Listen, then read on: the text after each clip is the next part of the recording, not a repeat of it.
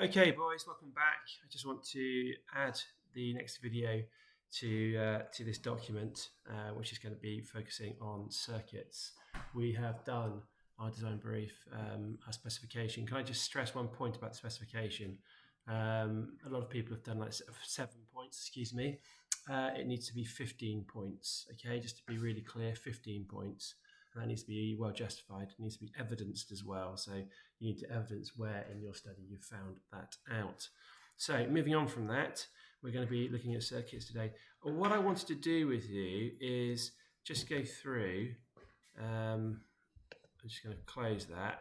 I just want to go through where you find this stuff, which I can find on the internet, and I'm sure many of you know exactly where to find it. It's in the SharePoint, My Dalitch SharePoint.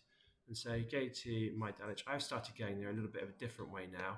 I go to academic and I just go to design and technology, and it just pops up here.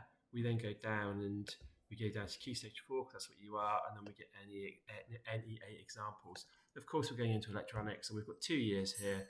I will go for the most recent year, and there's going to be actually another year going in soon. But I don't think necessarily it has this page in it that we're going to look at now. I'm going to look at presentation 2 because this is one of my, not that I have favourite pupils, but he was absolutely fantastic. And we're just going to look at this really thorough body of work.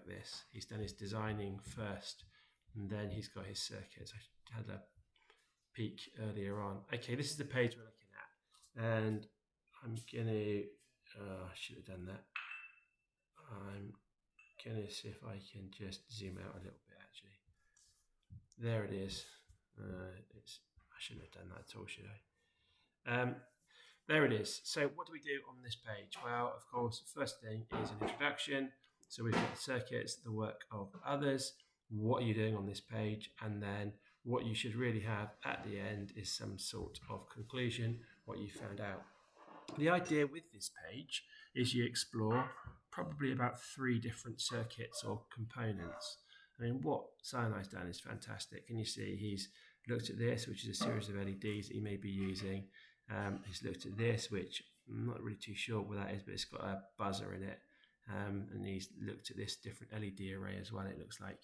You could be looking at something like a 4026, which controls a 7-segment display. So get a circuit which has that part of the circuit in it, and then you just write about it and you say this is how you'd wire up the circuit, and you could document what pins need to go high, what pins need to go low, which pins are connected to the 7-segment display. So that could be one thing that you look at. You could look at a 4017, you could look at a Genie and how that's got to be wired up if you're going to be programming it opposed to just running it.